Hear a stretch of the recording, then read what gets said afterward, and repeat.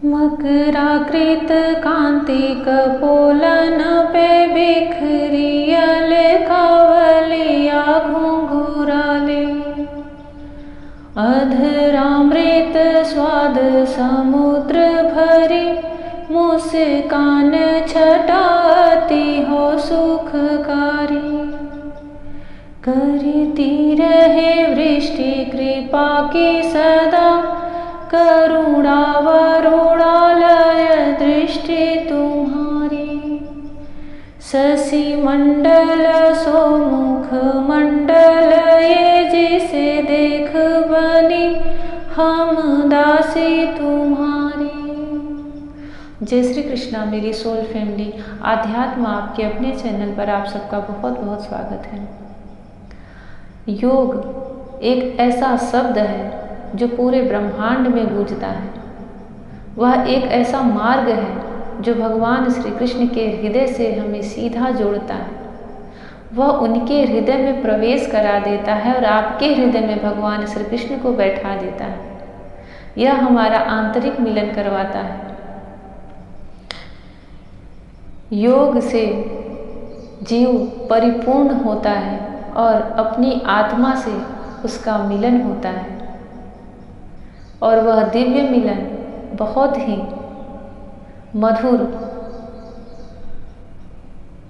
और आनंददायक होता है। उसको शब्दों में कहीं नहीं जा सकता। श्रीमद् भागवत महापुराण का 3य स्कंध चल रहा है और उसमें अब अपनी माता देवहूति को कपिल भगवान इतने महत्वपूर्ण और दिव्य योग की व्याख्या कर रहे हैं, जिसको अष्टांग योग की विधि कहते हैं। जो कोई भी आप लोग इस अध्याय इस भाग को सुन रहे हो तो बड़े ही भाग्य हैं आप लोगों के। भगवान के स्वरूप की साक्षात वर्णन भगवान कपिल मुनि स्वयं अपने मुख से अपनी ही छवि का वर्णन, वह दिव्य छवि का वर्णन अपनी माता को इस जीव बंधन से, देह बंधन से मुक्त करने के लिए उन्हें बता रहे हैं, उन्हें सुना रहे हैं। आप लोग भी अपने मन को एकाग्र करके भगवान के इस अष्टांग योग विधि का वर्णन सुनिए और उसे समझने का प्रयास करिए और भगवान की उस दिव्य मनोहर छवि के दर्शन अपने अंतःकरण में कीजिए। ऐसे प्रसंग श्रीमद् भागवत महापुराण में बहुत ही कम आते हैं, जहाँ पर भगवान के एक एक अंगों का दिव्य आभूषणों का वर्णन होता है, परंतु जब वह वर्णन साक्षात भगवान श्रीहरि स्वयं अपने मुख से कर रहे हैं, अपनी ही माता को जिनके गर्भ से उन्होंने जन्म लिया है उनको मुक्त करने के लिए, ताकि उनकी माँ फिर कभी किसी के गर्भ में न आए, इस संसार में न आए, इस जीव बंधन से मुक्त कराने के लिए कपिल भगवान कहते हैं, माता जी अब मैं तुम्हें शबीज ध्येय स्वरूप अवलंबन से युक्त योग का लक्षण बताता हूँ, जिसके द्वारा चित्त शुद्ध एवं प्रसन्न होकर परमात्मा के मार्ग में प्रवृत्त हो जाता है।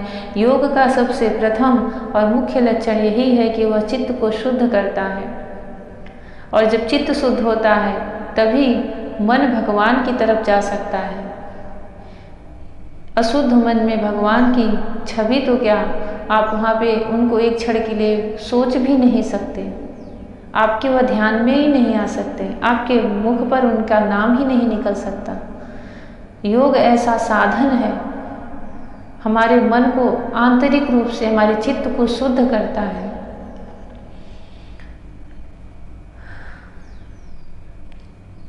यथाशक्ति शास्त्र विहित स्वधर्म का पालन करना, एक एक नियम भगवान कपिल अपनी माता को सुना रहे हैं, और आप जो लोग भी इसे सुन रहे हैं, जब भी सुन रहे हैं, उनके एक एक शब्दों को ध्यान से सुने, क्योंकि यह श्रीमद् भागवत के मंत्र हैं जो कि भगवान एक गुप्त रहस्य से भरे हुए हैं। भगवान अपनी माँ को एक एक बहुत ही सीमित शब्दों में इस अष्टांग योग विधि का वर्णन कर रहे हैं। उन्हें ज्ञान दे रहे हैं, उन्हें शिक्षा दे रहे हैं। और यही ज्ञान दे करके फिर वह भी अपनी माता को छोड़ करके उस आश्रम से बिंदु सरोवर तीर्थ से चले जाते हैं। और उनके इसी सिखाए हुए अष्टांग योग विधि से माता देवहूति अपने अंतःकरण में भगवान की ओर प्रबल भक्ति प्रकट करती हैं और उन्हें प्राप्त होती हैं। आप लोग भी मन से इसका श्रवण करें ताकि भगवान आपके हृदय में आ बैठें। यथाशक्ति शास्त्र विहित स्वधर्म का पालन करना, जितनी आपके अंदर सामर्थ्य हो, जितनी आपके अंदर शक्ति हो, उससे शास्त्र विहित, जो शास्त्रों से बने हुए हैं, स्वधर्म का पालन करना तथा शास्त्र विरुद्ध आचरण का परित्याग करना, प्रारब्ध के अनुसार जो कुछ मिल जाए उसी में संतुष्ट रहना, आत्मज्ञानियों के चरणों की पूजा करना, विषय वासनाओं को बढ़ाने वाले कर्मों से दूर रहना, संसार बंधन से छुड़ाने वाले धर्मों में प्रेम करना, पवित्र और परिमित भोजन करना, निरंतर एकांत और निर्भय स्थान में रहना, मन, वाणी और शरीर से किसी जीव को न सताना, सत्य बोलना, चोरी न करना, आवश्यकता से अधिक वस्तुओं का संग्रह न करना, ब्रह्मचर्य का पालन करना, तपस्या करना, धर्म पालन के लिए कष्ट सहना, बाहर भीतर से पवित्र रहना, शास्त्रों का अध्ययन करना, भगवान की पूजा करना, वाणी का संयम करना, उत्तम आसनों का अभ्यास करके स्थिरता पूर्वक बैठना, धीरे धीरे प्राणायाम के द्वारा श्वास को जीतना, इंद्रियों को मन के द्वारा विषयों से हटाकर अपने हृदय में ले जाना, मूलाधार आदि किसी एक केंद्र में मन के सहित प्राणों को स्थिर करना, निरंतर भगवान की लीलाओं का चिंतन और चित्त को समाहित करना, इनसे तथा व्रत दानादि दूसरे साधनों से भी सावधानी के साथ प्राणों को जीत कर बुद्धि के द्वारा अपने कुमार्गगामी दुष्ट चित्त को धीरे धीरे एकाग्र करें, परमात्मा के ध्यान में लगावें। पहले आसन को जीते, फिर प्राणायाम के अभ्यास के लिए पवित्र देश में कुश मृग चर्मादि से युक्त आसन बिछावें। उस पर शरीर को सीधा और स्थिर रखते हुए सुखपूर्वक बैठकर अभ्यास करें। आरंभ में पूरक, कुंभक और रेचक क्रम से अथवा इसके विपरीत रेचक, कुंभक और पूरक करके प्राण के मार्ग का शोधन करें, जिससे चित्त स्थिर और निश्चल हो जाए। जिस प्रकार वायु और अग्नि से तपाया हुआ सोना अपने मल को त्याग देता है, उसी प्रकार जो योगी प्राणवायु को जीत लेता है उसका मन बहुत शीघ्र शुद्ध हो जाता है। अतः योगी को उचित है कि प्राणायाम से वात पित्त जनित दोषों को, धारणा से पापों को, प्रत्याहार से विषयों के संबंध को और ध्यान से भगवत विमुख करने वाले राग द्वेषादि दुर्गुणों को दूर करें। जब योग का अभ्यास करते करते चित्त निर्मल और एकाग्र हो जाए, तब नासिका के अग्रभाग में दृष्टि जमाकर इस प्रकार भगवान की मूर्ति का ध्यान करें। अपने अंतःकरण में श्री विष्णु, श्री हरि, श्री कृष्ण, नारायण के स्वरूप का ध्यान करें। भगवान का मुख कमल आनंद से प्रफुल्ल है, नेत्र कमल कोश के समान रत्नारे हैं, शरीर नील कमल दल के समान श्याम है, हाथों में शंख चक्र और गदा धारण किए हैं, कमल की केसर के समान पीला रेशमी वस्त्र लहरा रहा है, वक्षस्थल में श्रीवत्स चिन्ह और गले में कौस्तुभ मणि झिलमिला रही है, वनमाला चरणों तक लटकी हुई है, जिसके चारों ओर भौरे सुगंध से मतवाले होकर मधुर गुंजार कर रहे हैं।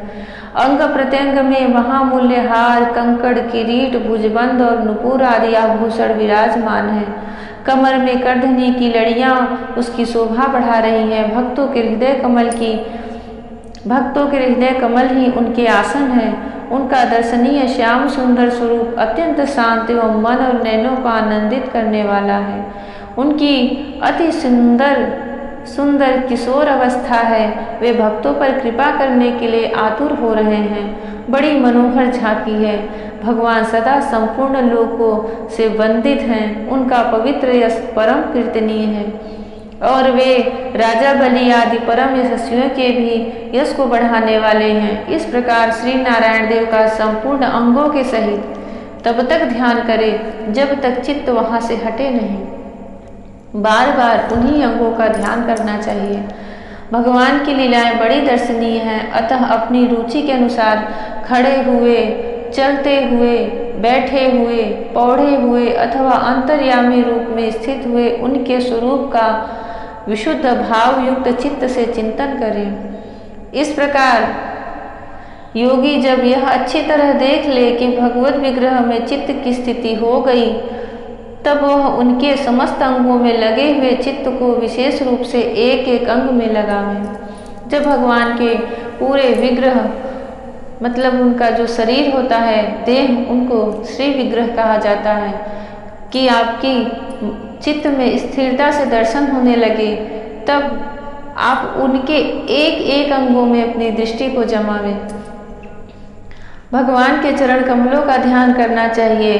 वे वज्र, अंकुश, ध्वजा और कमल के मंगलमय चिन्हों से युक्त हैं तथा अपने उभरे हुए लाल लाल शोभायमान नख चंद्र मंडल की चंद्रिका से ध्यान करने वालों के हृदय के अज्ञान रूप घोर अंधकार को दूर कर देते हैं। इन्हीं की धुवन से नदियों में श्रेष्ठ श्री गंगा जी प्रकट हुई थी।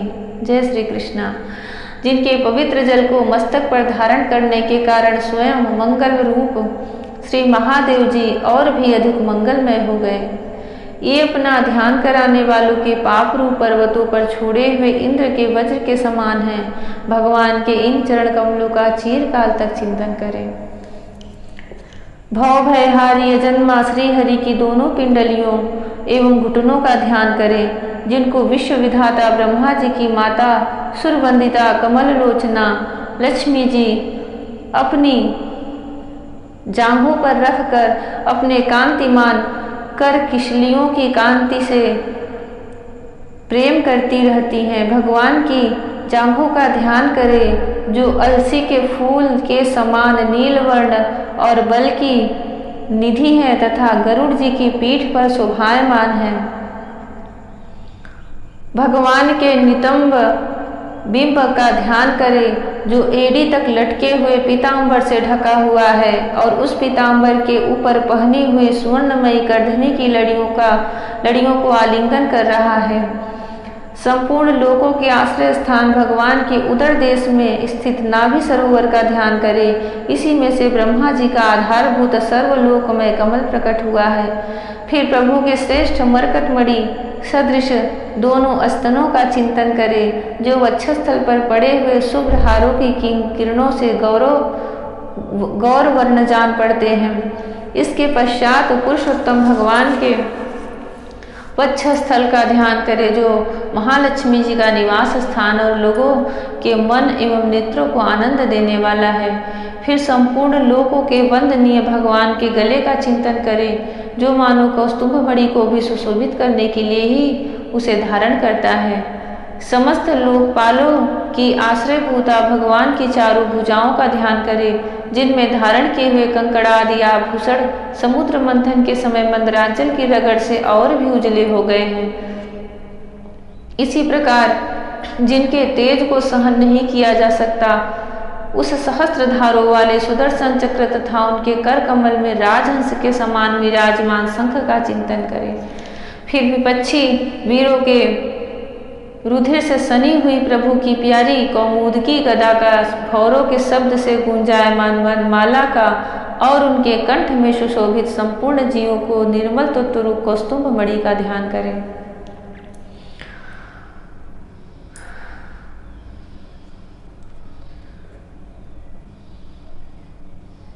अर्थात इस जगत की निर्लेप निर्गुण निर्मल तथा स्वरूप भूत आत्मा को कौस्तुभ मणि के रूप में भगवान धारण करते हैं। भक्तों पर कृपा करने के लिए ही यहाँ साकार रूप धारण करने वाले श्री हरि के मुख कमल का ध्यान करें, जो सुघड़ नासिका से सुशोभित है और झिलमिलाते हुए मकराकृत कुंडलों के हिलने से अतिशय प्रकाशमान स्वच्छ कपोलों के कारण बड़ा ही मनोहर जान पड़ता है। काली काली घुंघराली अलकावली से मंडित भगवान का मुखमंडल अपनी छवि के द्वारा भ्रमरों से सेवित कमलकोश का भी तिरस्कार कर रहा है और उसके कमल सदृश विशाल एवं चंचल नेत्र उस कमल कोश पर उछलते हुए मछलियों के जोड़े की शोभा को मात कर रहे हैं। उन्नत भ्रूलताओं से सुशोभित भगवान की ऐसे मनोहर मुखारविंद की मन में धारणा करके आलस्य रहित हो उसी का ध्यान करें। हृदय गुहा में चिरकाल तक भक्ति भाव से भगवान के नेत्रों की चितवन का ध्यान करना चाहिए, जो कृपा से और प्रेम भरी मुस्कान से क्षण क्षण अधिकाधिक बढ़ती जा रही है, विपुल प्रसाद की वर्षा करती रहती है, बढ़ती रहती है और भक्तजनों के अत्यंत घोर तीनों तापों को शांत करने के लिए ही प्रकट हुई है। श्री हरि का हास्य प्रणत जनों के तीव्र से तीव्र शोक के अश्रु सागर को सुखा देता है और अत्यंत उदार है। मुनियों के हित के लिए कामदेव को मोहित करने के लिए ही अपनी माया से श्रीहरि ने अपने भ्रूमंडल को बनाया है, उनका ध्यान करना चाहिए। अत्यंत प्रेमाद्र भाव से अपने हृदय में विराजमान श्रीहरि के खिलखिलाकर हंसने का ध्यान करें, जो वस्तुतः ध्यान के ही योग्य है तथा जिसमें ऊपर और नीचे के दोनों होठों की अत्यधिक अरुण कांति के कारण उनकी कुंदकली के समान शुभ्र छोटे छोटे दांतों पर लालिमा सी प्रतीत होने लगी है। इस प्रकार ध्यान में तन्मय होकर उनके सिवा किसी अन्य पदार्थ को देखने की इच्छा न करें। जब भगवान ऐसे सुंदर स्वरूप अपने ध्यान में आने लगेंगे तो और दृष्टि कहाँ जा सकती है। योगी इतने तन्मय हो जाते हैं कि उनके अपने शरीर की भी सुध नहीं रहती, तो संसार की क्या सुध रहेगी। इस प्रकार ध्यान के अभ्यास से साधक का श्री हरि में प्रेम हो जाता है, उसका हृदय भक्ति से द्रवित हो जाता है, शरीर में आनंदातिरेक के कारण रोमांच होने लगता है, उत्कंठा जनित प्रेमाश्रुओं की धारा में वह बारंबार शरीर को नहलाता है और फिर मछली पकड़ने के कांटे के समान श्री हरि को अपनी ओर आकर्षित करने के साधन रूप अपने चित्त को भी धीरे धीरे ध्येय वस्तु से हटा लेता है। जैसे तेल आदि के चुक जाने पर दीप शिखा अपने कारण रूप तेजस तत्व में लीन हो जाती है, वैसे ही आश्रय विषय और राग से रहित होकर मन शांत ब्रह्मकार हो जाता है।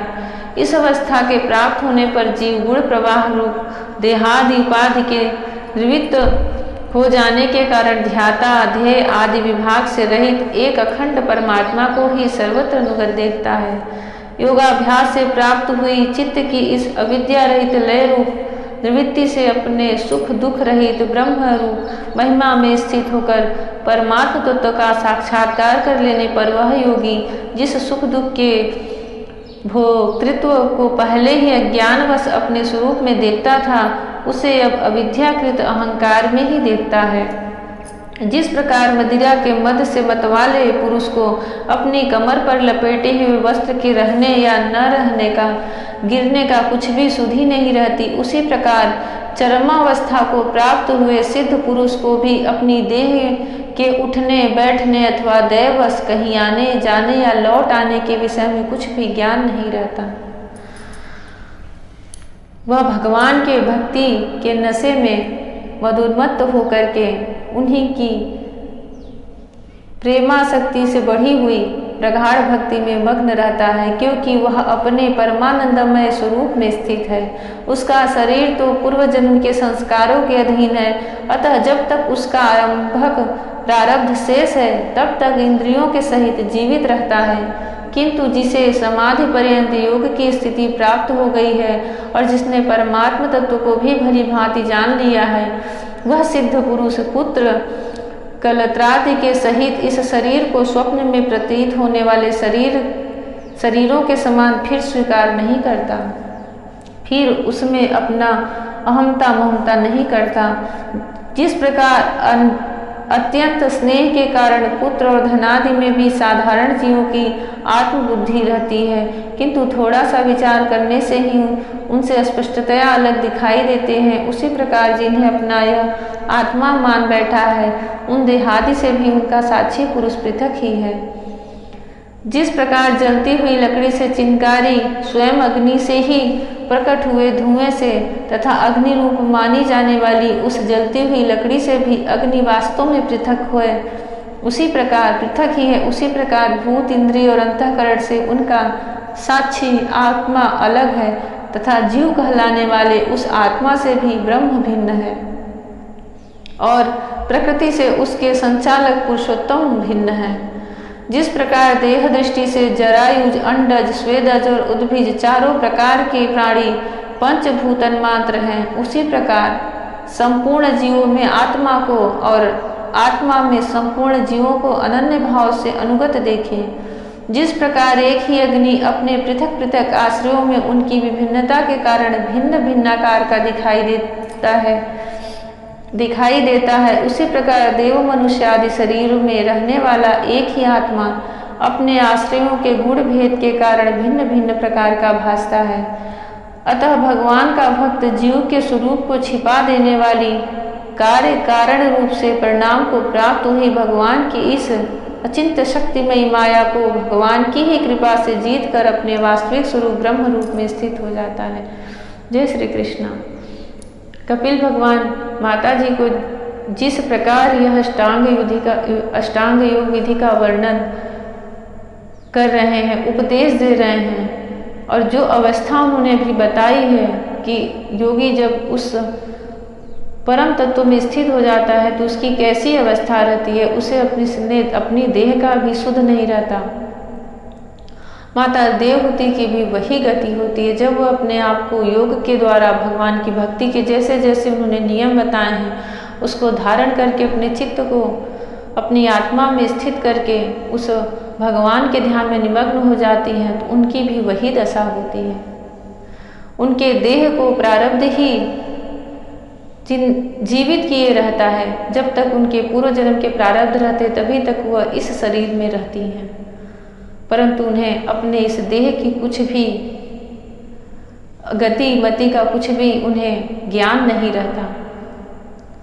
बहुत ही दिव्य और बहुत ही विलक्षण उनकी मुक्ति हुई थी। उस परम साध्वी देवहूति माता को बारंबार प्रणाम है। जय श्री कृष्णा। राधे राधे। हरि ओम।